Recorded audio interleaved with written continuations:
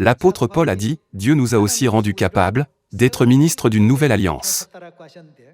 Alors, qu'a fait l'apôtre Paul pour dire, je suis ministre de la nouvelle alliance, ministre de l'Évangile? Voyons 1 Corinthiens chapitre 11, verset 23.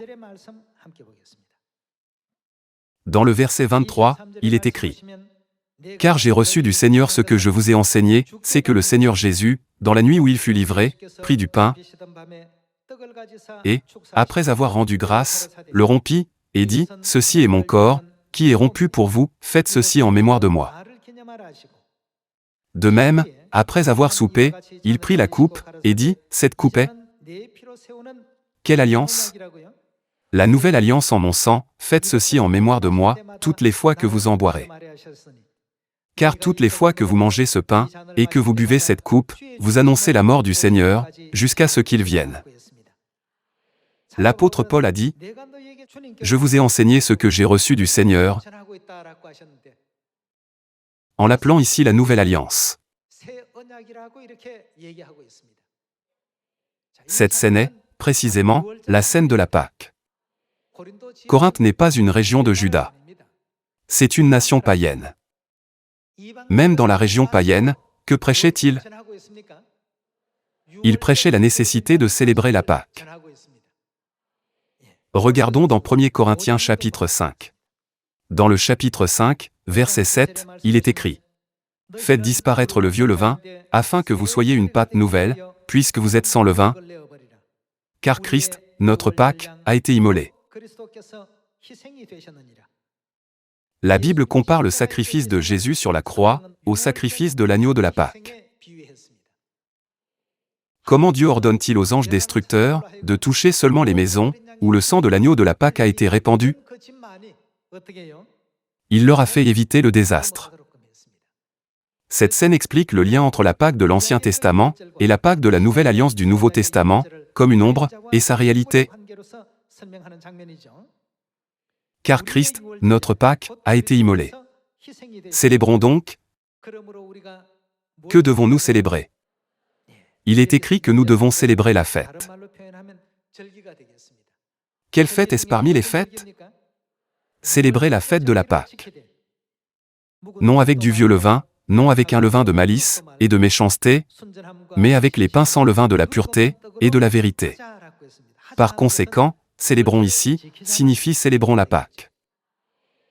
L'apôtre Paul est même allé dans une nation païenne, et a prêché aux païens en disant, « Vous devez célébrer la Pâque. » Il a également enseigné que ceux qui font ce genre d'œuvre sont appelés ministres de l'Évangile ou ministres de la Nouvelle Alliance. Confirmons la scène que l'apôtre Paul a mentionnée dans 1 Corinthiens chapitre 11, en regardant Luc chapitre 22, verset 7. Dans Luc chapitre 22, verset 7, il est écrit, « Le jour des pains sans levain, où l'on devait immoler la Pâque, arriva. Qui Jésus a-t-il envoyé? » Jésus a également enseigné la Pâque à Pierre et Jean. Examinons de plus près comment Pierre et Jean ont préparé la Pâque. Et Jésus envoya Pierre et Jean, en disant, « Allez nous préparer la Pâque, afin que nous la mangions. »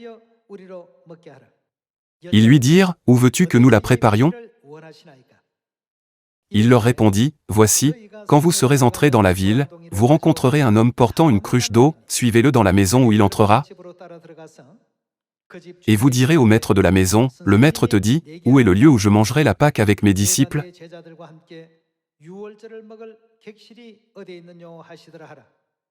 Et il vous montrera une grande chambre haute, meublée, c'est là que vous préparerez la Pâque. » Ils partirent, et trouvèrent les choses comme il le leur avait dit, et ils préparèrent la Pâque. Voyons la scène de la préparation et de la célébration de la Pâque. Verset 19. Ensuite il prit du pain, et, après avoir rendu grâce, il le rompit, et le leur donna, en disant, « Ceci est mon corps, qui est donné pour vous, faites ceci en mémoire de moi. » Il prit de même la coupe, après le souper, et la leur donna, en disant, « Cette coupe est... N'est-ce pas la coupe du vin de la Pâque? La nouvelle alliance, en... Quoi? Mon sang. »